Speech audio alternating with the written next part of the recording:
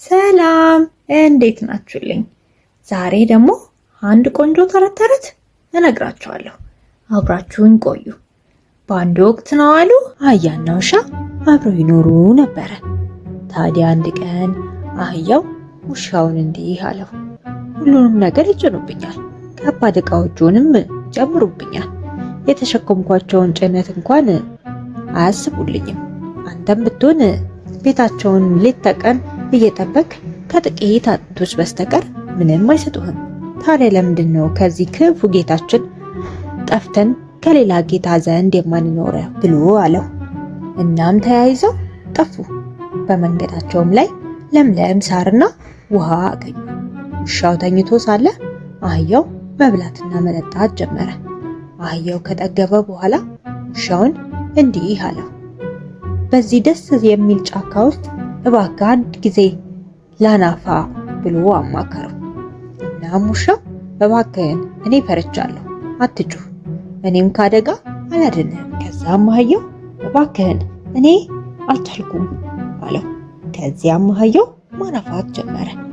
ከዚያም ጅቡ ድምፁን ከሩቅ ሰምቶ የድምፁን አቅጣጫ እያፈላለገ መምጣት ጀመረ። አህያው አሁንም ሳሩን ጋጥ አረገ። ከዛም በድጋሚ እባክህን ልጩህ አለው። ከዛም ውሻው ምን አለ?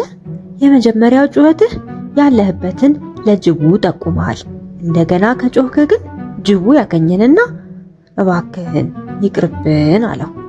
ከዛም መልሶ አህያው አልችልም፣ ሆዴ በጣም ስለጠገበ ማናፋት አለብኝ፣ አለበለዚያ ደስተኛ አልሆንም አለው። ውሻውም እንግዲያውስ እንዳሻህ አለው። እናም አህያው ለሁለተኛ ጊዜ አናፋ። እናም ሲያናፋ ጅቡ መጥቶ እንዴ እዚህ ነው እንዴ ያለኸው አለ። ከዛም እዚህ መገኘት አልነበረብህም ብሎት አህያውን ገደለው። ጅቡም የቻለውን ያህል ከበላ በኋላ የተኛውን ውሻ አይቶ እንዲህ አለው፣ አንተስ ምን እያደረግክ ነው?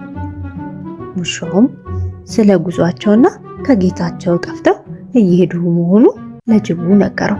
ጅቡ ያንተ ስራ ምንድነው አለው። ከዛም ውሻው የጌታዬን ላሞች መጠበቅ ነው አለው።